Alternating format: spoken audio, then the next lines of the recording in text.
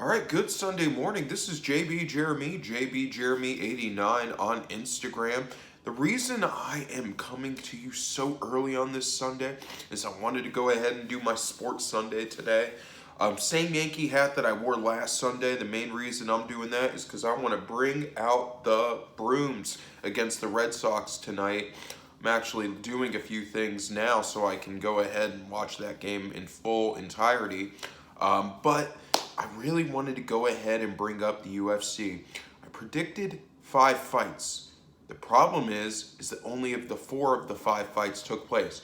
No one was sick, but actually what happened is I remember I picked Holland to beat Giles. Giles got very nervous, I guess. I don't know the full details or had a health matter before the fight, but he fainted. He fainted before his fight, and I would never call that a win. What I will call that is that we need to understand that these individuals who are athletes, they're humans too. Health comes to be the most important thing at this time. So I went 3-1 with my picks. I feel really good about Maya, who I picked. She did a great job with a rebound fight. I also know that I picked Green with the upset, and that was great. And then Luque, I don't know if anyone watched the fight. If you did, cool. If you didn't, cool. But what he did in the second round is he played very good strategy at the end when he was hitting at first the fighter who was coming down before he had gotten to the ground. He's hitting him with knees. And the knees were very powerful. Great shots on the body. Totally legal. The officials and the announcers at first, they were trying to say, hey, is this exactly what it should be counted for? And he was doing everything right. He was watching the opponent's arm. So when the opponent's arm eventually makes it all the way down and then they get on their knee, that is when you could start hitting them with punches. But until then, you have to be hitting them with legs or knees. So he did a great job with the associate in a position, or I should say opponent, not associate, but opponent. I guess they're associate too if you think about it in the fighting world, but opponent in the fighting world. He went ahead and was waiting for that moment, hitting him with knees, doing a great job. And then what ended up happening, as soon as he went to the ground, he started hitting him with totally illegal shots to the head. And eventually the official called the stop to the fight with 4 seconds left in the second round. It was really good to see that too, because I had said it was a possible submission due to the fact that if you think about it, he had the advantage with the possibility of getting those shots in. But I thought it was going to be a submission fight. It ended up being a true win for him.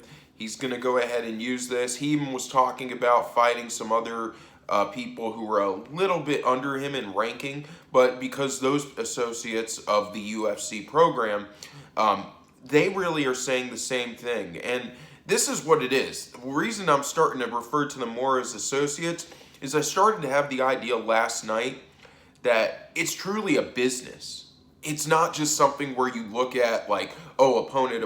Don't get me wrong. They want to fight and they want to have a challenge. But they're associates. They plan these things out. They're hoping to get in a good payday. It made sense to me. Now, I'm going to give the biggest credit to Brunson, the southpaw in the middleweight. He went ahead and beat Shabazian. And it was big, and now people are saying, well, what's going to happen with him in the fight? And what I'm going to say is, I don't know, but I feel like for Brunson, this win can definitely start a resurgence to his career later on, as it is now. I did not expect him to win it. I know I said, oh, who am I going to pick? But my mind had been made up. So I want to give a shout out to Brunson in the main event, which was a 3-round middleweight fight in Vegas last night, doing a great job with the knockout. So I went 3-1. That means with all of my predictions right now, I'm 6-3. I'm in no way saying with Giles, fainting, that should be a win, and I had picked Holland to win, so I should get those. No. I hope that Giles is okay. I'm sure that there will be a fight for another time, maybe in about a week or two. Maybe they could see about actually doing that fight, because it's got the potential to be like a match 2 or a match 3. There were some great matches last night, and we'll go from there. The only other thing that I really wanted to bring up is I did watch finally a little bit of the NBA bubble basketball. I ended up watching last night a little bit more of the Raptors and the Lakers. I thought the Raptors had an outstanding fourth quarter where they put the Lakers to bed, and it was kind of late anyway in the day. So, I mean, they really put them to sleep because it was about 11 o'clock when that game ended. But I want to really say that what I saw in that game, Pascal Siakam has really started to come into his own. I feel like even when I was watching it, started to think about NBA 2K20, and maybe I should trade for him because Spicy P can play. Pascal Siakam can definitely play. He's in that small forward, power forward role with the Toronto Raptors, and I can see you building a franchise around him there. So I hope they keep him.